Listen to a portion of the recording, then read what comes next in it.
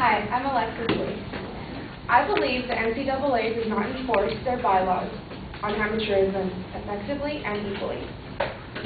The bylaw on amateurism in Section 12 for eligibility for intercollegiate athletics states that only an amateur student athlete is eligible for intercollegiate athletics participation in a particular sport, meaning student athletes cannot take any incentives or else they are not considered intercollegiate athletes. But I have a question. How has the NCAA been enforcing these rules? They clearly don't explain the rules well enough to parents and students to where they know what an incentive is or not. An example of this could literally be letting a player borrow your car.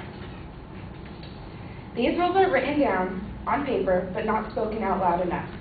But now, the NCAA is enforcing these rules in the scandal between Reggie Bush and USC. It's believed that Reggie Bush and his family were taking incentives by agents and that the university knew about it and looked the other way. It is also argued that his parents received plane tickets, hotel rooms, limo service, a car, housing, and money. 5 years after Reggie Bush had gone to the NFL, the NCAA is now penalizing USC for this mishap.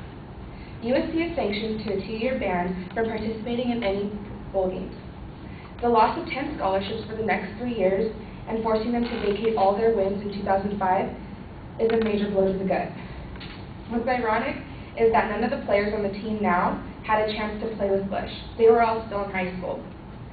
But now they're the ones being punished for the next 3 years of their collegiate career. Bottom line, this is unfair. Ability and talent cannot be bought and cannot be bred. Reggie Bush has a natural skill to play football. His freshman year, he went for 521 rushing yards, 492 kickoff return yards, 8 touchdowns, and a total of 1,331 yards. His sophomore year, he had 15 touchdowns, 2,330 yards, all-purpose. This was the most yards since Marcus Allen in USC history, who was also a Heisman recipient in 1981. His junior year, which was his last year at USC, he went for 2,611 all-purpose yards, 18 touchdowns, and was the 71st Heisman Trophy winner and the 7th player at USC to receive the same award. Bush has the speed and agility, evasiveness, and outstanding ability to have great instincts on the gridiron in college and continues to play like this in the NFL, hence the Super Bowl win this past year.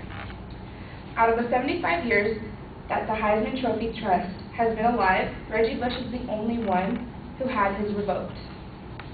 While O.J. Simpson was on trial for murder, the NCAA nor the Heisman Trophy Trust took back his trophy. When Michael Vick went to jail for abusing animals, he is still allowed to play football in the NFL. Basically, the NCAA is saying, oh, don't worry, if you kill somebody or hurt poor little animals, you can keep your award. But if you take gifts from someone, shame on you. Does this mean the NCAA will start cracking down on every program they suspect of student athletes taking incentives, or just major powerhouses like USC? It would be impossible to do so, because this kind of stuff goes on all the time. It appears that the NCAA has chosen to make an example out of Reggie Bush and the University of Southern California. Maybe all the coaches, NFL staff, colleagues, board of trustees should be looking at themselves and asking who is really at fault here. Thank you.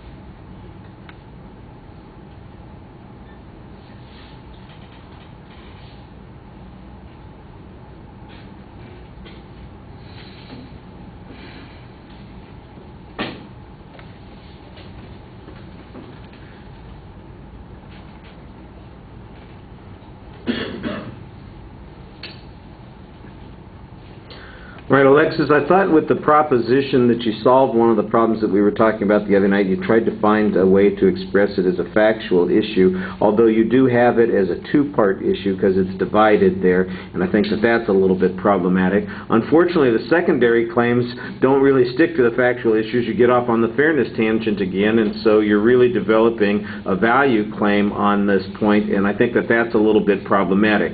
This should be, instead of a defense of Reggie Bush, this should be an attack on the NCAA and the way that they administer their penalties, on the whether or not they are consistent in the use of the rules, whether or not they are applying the rules in a way that is inequitable or that violates their own standards with the application to USC and their failure to acknowledge other programs that have committed even more egregious violations on the incentive rule, for instance. And I think that that's where your argument ought to be focused on. You do an okay job defending Reggie's qualifications and his accomplishments, but I don't think that those were ever in doubt. By the way, the Heisman Committee, the NCAA, none of them revoked Reggie's Heisman Trophy.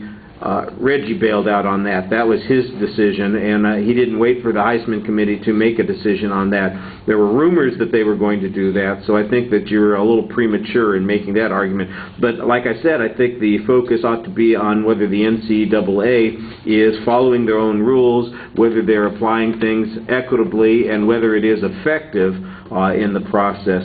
And you really are talking about the fairness issue. I thought you did a nice job talking to the audience, and certainly, you know, good audience analysis here. I'm all sympathetic with this one, you know. So let's just hope that I'm not grading this on Saturday and we lose again on the last minute with a field goal, you know, with time expiring to Cal. Holy criminy, that would just be miserable.